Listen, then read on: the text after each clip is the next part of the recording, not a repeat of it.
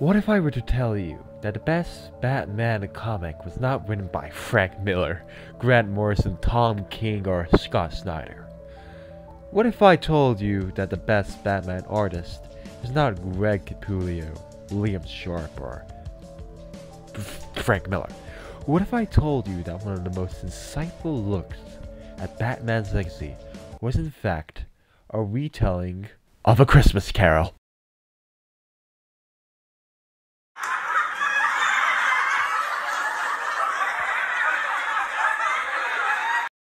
Okay. Batman Nöel may be one of the best modern renditions of the Batman character in a while, and part of that success is of Libermejero's reincarnation of the typical Christmas Carol elements to dissect the psychology of Batman. But before we begin this dissection of what is an incredible book, we have to admit its premise is quite silly. So many properties have used this Christmas Carol formula to the point of it just being parody, which removes a lot of the sincerity and novelty of the original tale. Furthermore, the story has been reiterated so many times that the basic plot points are unmistakable. Protagonist is a diligent elite who's obsessed with money, meets a supernatural figure that shows how a past experience made them the way they are, shows them how their actions affect the present day and their current relationships, that shows them a final ghost that's possessed from the future that... However, Batman Nöel thrives where it differs from the standard formula. For example, there are no supernatural forces at play here, something that most reiterations or adaptations don't really do. They mostly stick to having four main ghosts, despite if that property doesn't have any supernatural elements to it. Oh my god, childhood destroyed! In order to maintain the grounded nature of a lot of Batman stories, artists try to avoid the use of supernatural or even just unrealistic elements in general. Think back to the last big budget Batman movie where the villain actually had any superpowers. No. No. Come on, there's gotta be some. No. No, not in this version. No, stories don't count as superpowers. Oh god, no!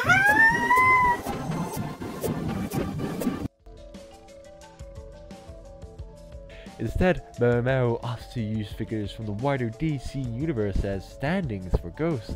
This is an excellent choice since now the apparitional figures all have a unique tie to Batman, private relationships, histories, and interactions that layer the story.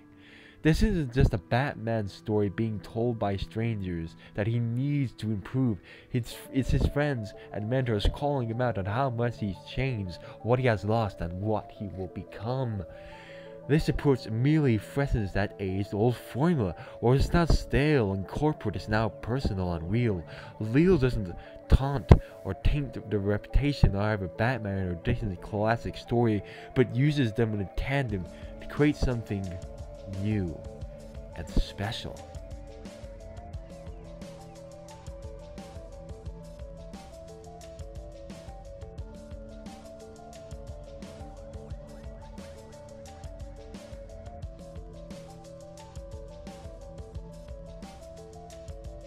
What is the core element in any Batman story? Need a clue? So go ahead, type it in the comments. I promise I'll read every one of them and I'll reply. Well, I'll try to reply. It's what every Bermejero Batman story starts with. Let me rephrase the question. Who is the most important character in a Batman story? You may think it's Batman, but that's a trick question.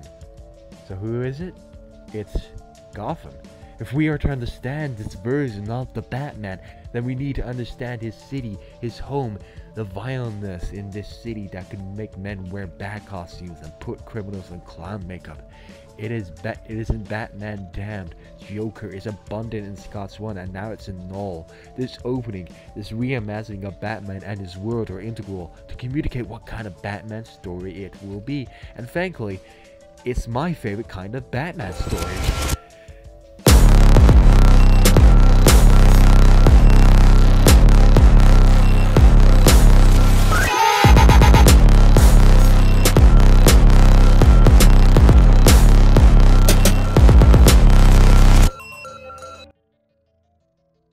Batman is not Bruce Wayne, he is a boy consumed by the grief of losing everyone around him, a boy who's missing his promise has consumed every chance of him becoming a man, a human.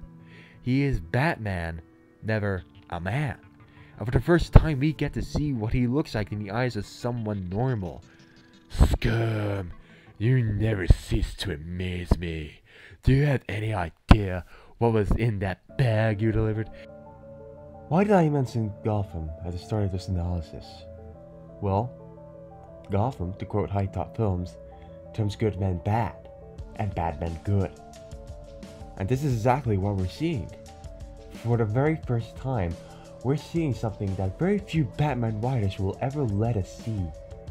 Batman being turned into a monster by the city he wants to protect. For Gotham is cruel, for Gotham takes and it takes and it takes. It's fitting that Bob's face is the first thing we see and not Batman's. We immediately gravitate towards him, to his struggle and unease. But Romero's art is revolutionary, always giving three-dimensional look to these characters, these faces, while never forgetting to stylize them with snow, with heat, personality, and shadow. If this was done by a lesser artist, we would not feel the impact of the Dark Knight hitting us, interrogating us, his absolutely mortifying presence, and without it, we wouldn't so helplessly sympathize with Bob. From the very beginning, we know that there is something wrong with our Batman. Yes, he is normally stubborn. Yes, he is normally cruel, but he does not prey on the weak. This isn't DKR where Batman descends into madness and that takes up the entire story. Throughout the book, Batman has this cough, a sickness that grows and worsens as the book continues. This sickness, like traditional Scrooge, is symptomatic of loss and grief and what he is doing to our Batman. It shows us what these things will do to a person, and in the end, Bruce will have to overcome his sickness, his pain, or he will not persevere. He cannot protect Gotham, and he cannot be what he is meant to be. And where else can the biggest pain lie but in his greatest failure? Jason, like all the other Robins, represents the best version that Batman can be. In fact, he and Catwoman are used as allegories for the more flamboyant and generally more joyful days of Batman's history. The Batman TV show had a big impact on me as a child. I wanted to introduce some of the more ridiculous scenarios that were commonplace in the series, as the way to emphasize the change from lighthearted Batman of the past to the darker, violent vigilante of today. This of course mirrored the narrative structure of A Christmas Carol, and we see this darker, bleaker side of Batman. He has no Robin to raise, but he's not just more. He has no Robin to raise, he just doesn't have time to flirt with Selina, possibly the closest thing he'll ever actually have to a normal human friendship. But he's not just more violent, but less empathetic. He is so much less willing to see the human in Bob Crescent. He's even less willing to see the connection, the similarities, the genuine tie between him and Selina. He even describes Selina as an infatuation that's sick, but Batman is ironically the only one who is coughing. He refuses to see himself as one of the villains, as one of the victims of unimaginable tragedy.